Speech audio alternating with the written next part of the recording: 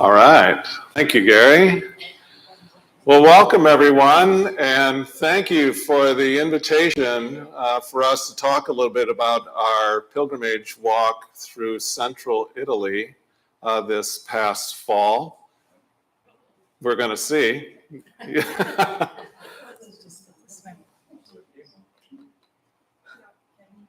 Oh, your computer rebooted, Gary.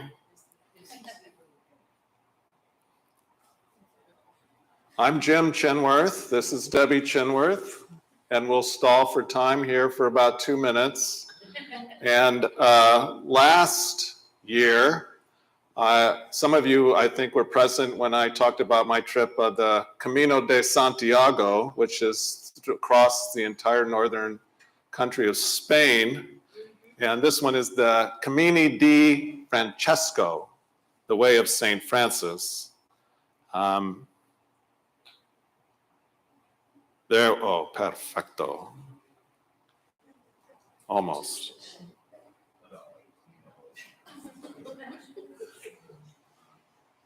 Yep. Now we want to get rid of that guy. How about it? Enter. Whoop, there we are. Now we got to do the, yep. And we are so close.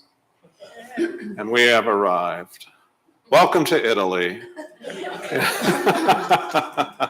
On September 13th, we flew from O'Hare on a direct flight to Rome to walk the Via di Francesco, the way of St. Francis. We arrived in Rome on the 14th of September, traveled by train to Florence that afternoon, walked to our apartment, that would be our home for the next 3 nights, bought groceries at a local supermarket, cooked dinner, ate dinner, cleaned up dinner, and then slept for the next 11 hours. In those couple days, another couple joined us, my childhood friend and her husband, on our venture across Italy. The Via di Francesco is a pilgrimage path through central Italy. There is more than one path, though we believe they all pass through Assisi and into Rome, and there is no one way to walk it. There is the path Rome to Assisi, Florence to Rome through Assisi, Laverna to Rome through Assisi. You get the picture. Assisi is very important. Our choice was to walk from Florence into the Apennine Mountains to the east and then south into Assisi, 300 kilometers or just over 180 miles in 15 days of walking. Before we get into the day-by-day of the trip and some reflections, here is a little background on St. Francis. As some of you may know, St. Francis is the patron saint of Italy. The current pope took the name of St. Francis, and as a Jesuit taking the name of a Franciscan, I think that's a wonderfully remarkable thing. St. Francis was born late in the 12th century in 1181. He died in the early part of the 13th century on October in 1226. And in 3 years will be the 800th anniversary of his death, which will be celebrated, as it is every year, on St. Francis, the Feast of St. Francis on October 4th. 2 years after he died, he was canonized in July of 1228. Francis grew up in a well-off family. His father was a prosperous silk merchant, and his mother was French. In his early years, he was a handsome, happy-go-lucky man, unlike this depiction here, who liked spending his parents' money on bright clothing and a lavish lifestyle. In about 1202, he joined a military expedition against Perugia near his home in Assisi and was captured and imprisoned, spent a year as a captive, became ill, which spurred reflection on his course of life. Upon returning to Assisi in 1203, he set aside this reflection and returned to his former life. Yes, spending his parents' money and enjoying a lavish lifestyle. In 1205, Francis enlisted in the army, the age of 24, and after returning to Assisi, began to lose interest in his former life. On a pilgrimage to Rome, he joined the poor begging outside of St. Peter's. he would spend time alone imploring God for enlightenment. He then was reported to have had a vision of Christ just outside Assisi in a forsaken country chapel, which is San Damiano. And when you leave the chapel today, you'll see a little plaque and a crucifix hanging right above the tech booth. That is the depiction of Christ that he prayed under back in 1205, and where he heard the voice of Jesus say, "Francis, Francis, go and repair my church, which you can see is falling into ruins." So not to take too much time on this background, but he sold some of his father's fabric. He tried to give that money to the priest of the broken down parish, San Damiano, who refused. He went off angry. He hid from his father, went home hungry and dirty. He was beaten by his father. He was locked up. He was freed by his mother, returned to the broken down parish, found shelter, denounced his inheritance, and is widely thought to have stripped himself naked before the town, renouncing all worldly possessions, and then wandered as a beggar in the hills above Assisi. Then a lot more stuff happened, and he began to minister to lepers.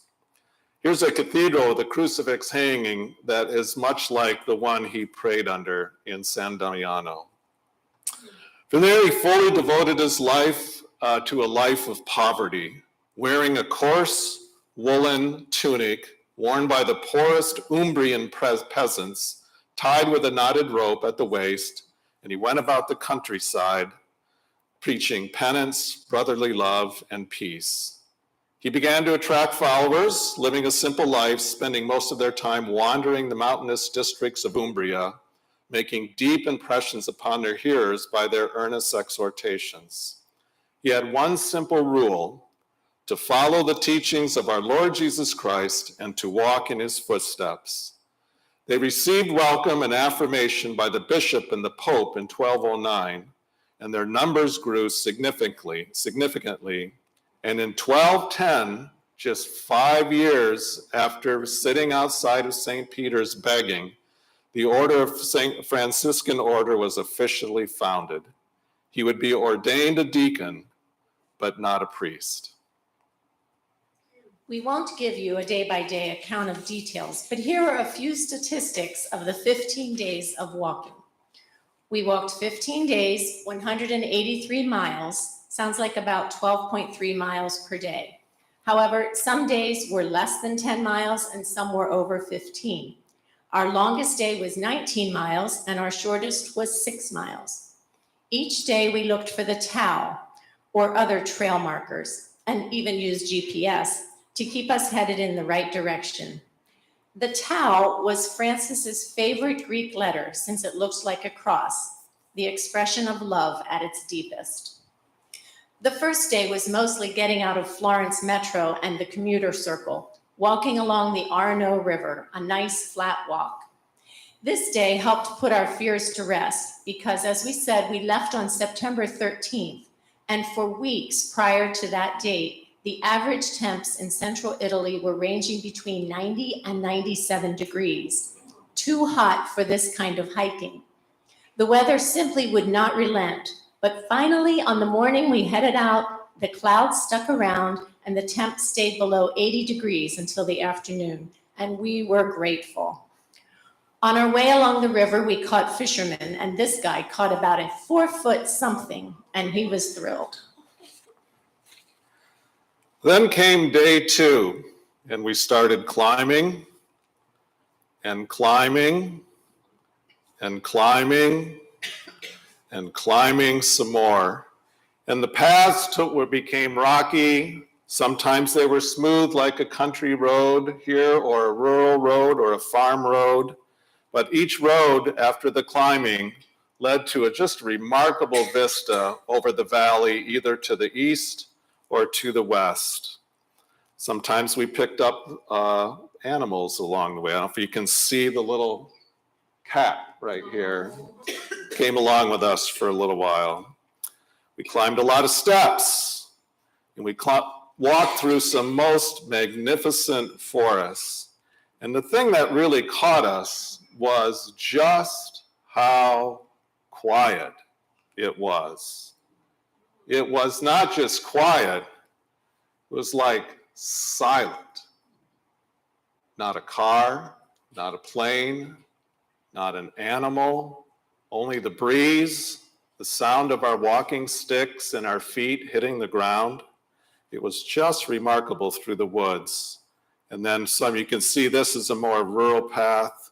We walked through vineyards, we walked through olive groves, we walked through farm fields. This was our Sound of Music moment. More steps, past fortresses, old castles, beautiful sunrises, and just vista after vista after vista. Okay. Through the whole trip, we climbed a total of 26,000 feet. So it was like nearly climbing Mount Everest. We also went down 25,000 feet, since Assisi is 1,000 feet above Florence. And the going down, don't let it fool you, it was as hard, if not harder, than the going up. The walk was so strenuous, we burned so many calories that we had no trouble enjoying the wonderful dinners in Italy.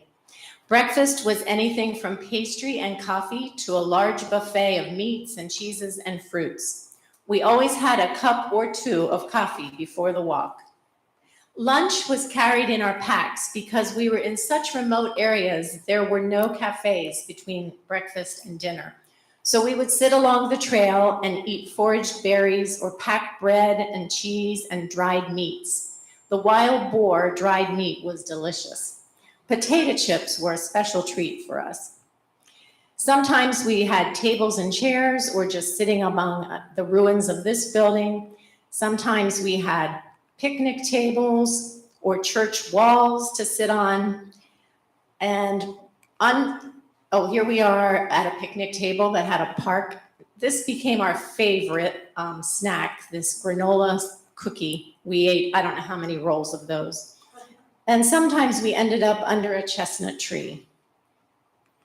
Oh, that was back here. Oh, we missed the chestnut tree, Yep. Sorry. That last picture where we're sitting around a table is when our innkeeper brought us a delivered home-cooked meal to us. Oops, sorry. Using the produce from her own garden. She said, I'll just bring it to you. And we're like, wow, what a treat. And then we had a guidebook that helped us know where to stay. And the one inn was called Threadbare but Friendly. So yes, this was it. It was threadbare indeed. The curtains were just in shreds.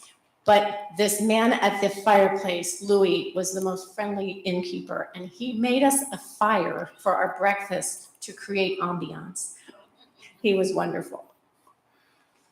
Those of you who've been to Italy know that it's a walk through history, and every day we were walking past something that was at least 1,000 years old. This is the ruins of a Roman amphitheater, first century amphitheater at the base of the town of Gubbio, where men were playing bocce ball and children were just playing out in the grass. Each town, each village had a fortress and a main gate that would date back anywhere from 800 to 1,200 years to protect the old city. These massive fortress walls would watch for invaders coming up the hill.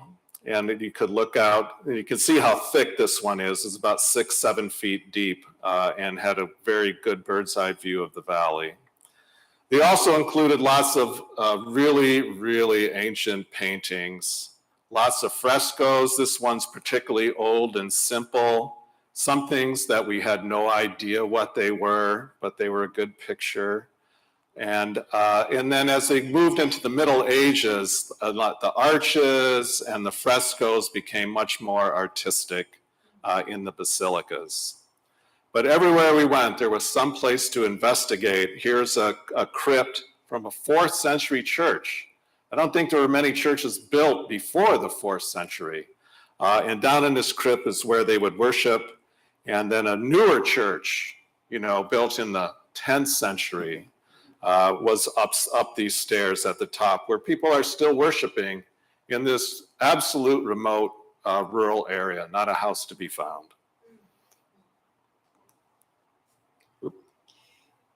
Ooh, we're out of order. This is a picture of the other couple that went along with us. And there we go. Now we're back in order. The one big difference from this trip to our Spain trip was the number of other pilgrims. We walked for 8 to 10 days and we only saw 7 to 9 other pilgrims. So it was a very quiet walk. We saw pilgrims from Germany, Austria, Canada, Belgium. So very different from Spain, where you had 10 to 15,000 people walking in a month. This was very remote. We want to share just a couple of things that really caught our attention that were particularly special. And again, we had technical difficulties and we're a little bit out of order. So a little bit of St. Francis lore prior to that is, here's a statue of St. Francis, and I know it's hard to see, but in his left hand is a bird. And there's Francis, very different than Camino de Santiago, where there's a lot of myth and lore around St. James, and there's no real strong evidence that he visited Spain. St. Francis, there's a lot of documentation about his life and his beliefs.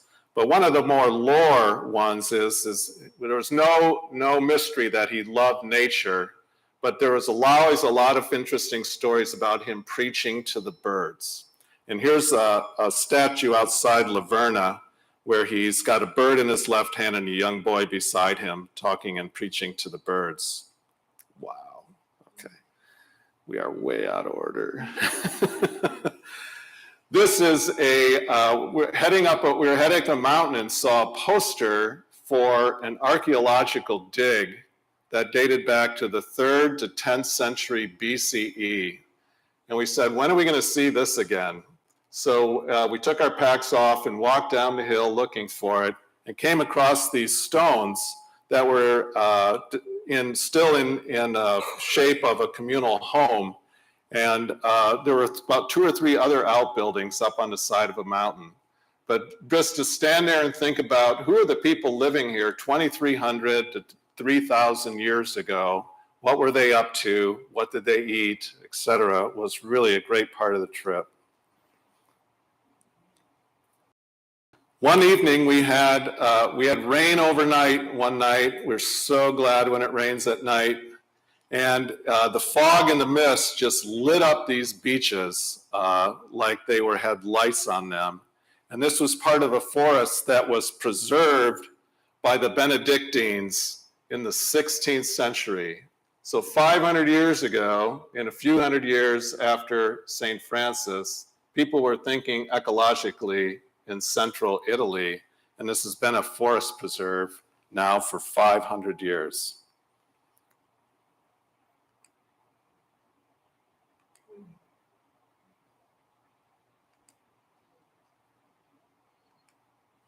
And go. One of our favorite spots was Laverna, which is like the mother church for Franciscans. We entered this moss-covered forest with huge rocks and cave-like areas, and were just taken by the magical space. We could have stayed there for hours, but it was getting late in the day and we knew we had miles to go. It was just amazing. This is the place where St. Francis would go to pray and meditate. And so this was a protected forest. It was actually part of Laverna where someone gave St. Francis all of this land, and so they built a monastery here. And as we kept walking, then suddenly we came upon these, and they're gone. Wow, something's happened, Gary. Very tall rocks. There we are. And as we looked up these rocks, it was just a sheer rock. At the very top is the monastery. So then we walked, no, not there. So we walked around the bottom, up the trail, and got up to the monastery, where there was a chapel. There you can see it. Bing, bing, There bing. it is. So that is a sheer wall of rock that they built on top of it. And we'll see what and here is Jim walking with 2 of the monks. And about 100 monks live there year round. This is a mural depicting St. Francis' life. It goes on down a very long hallway. And then this is a cave-like area built into that rock where he would go to pray as well. And here's Victoria coming out of St. Francis's bedroom. His cave was underneath the monastery. Okay, wow. Sorry about this, not quite sure. Here we go. Nope.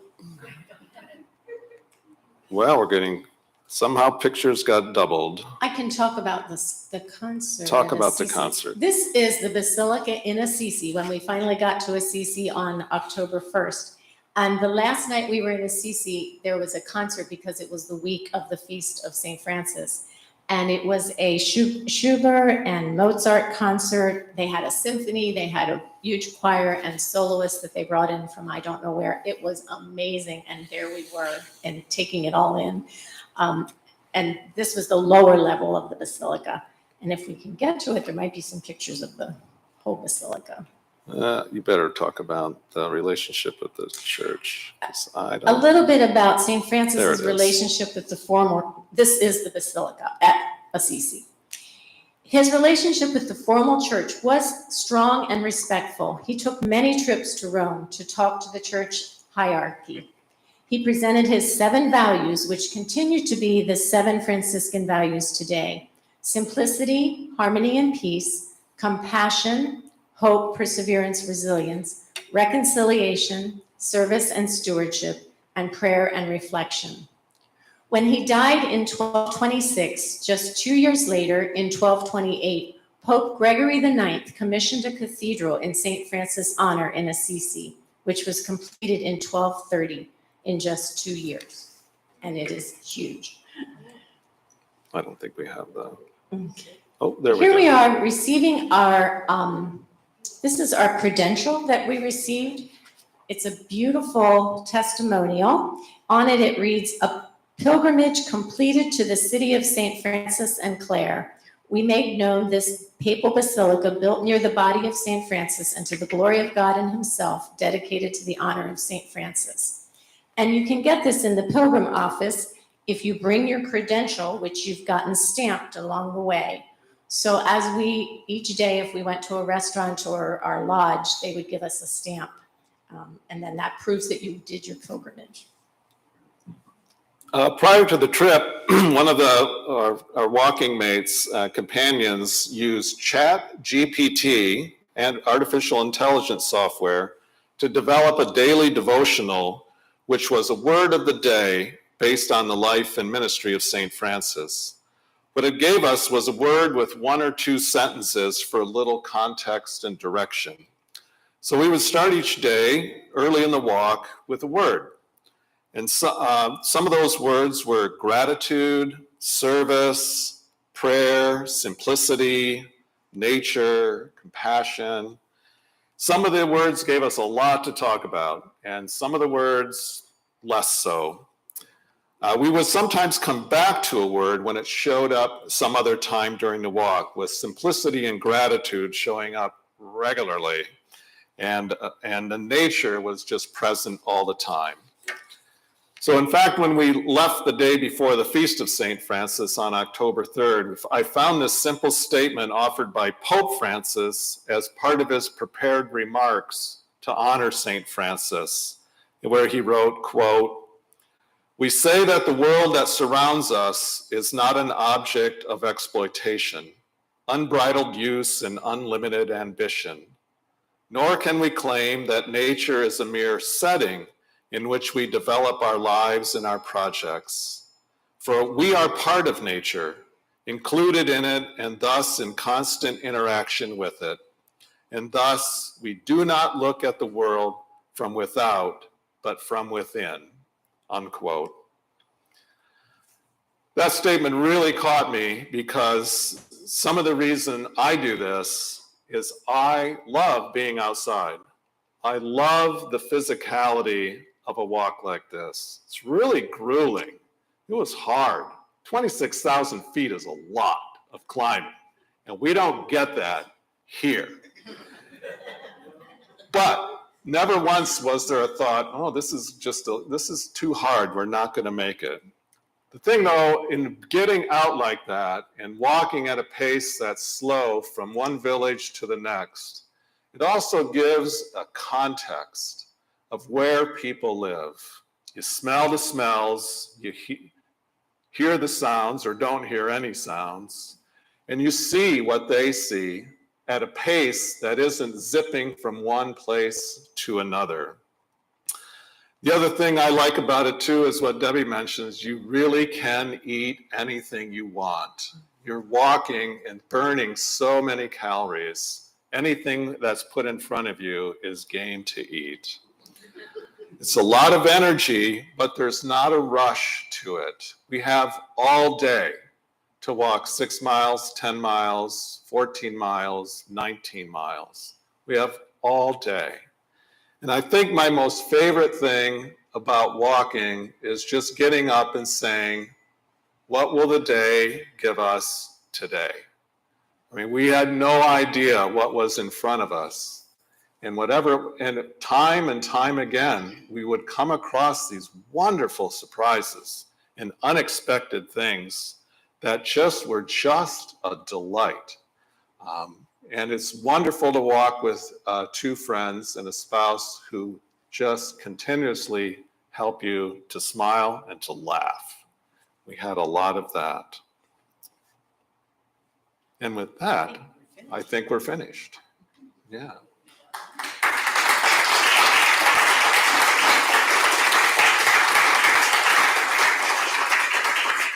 We apologize for the technical difficulties and the doubling of picks, but it gave you a sense of where we were.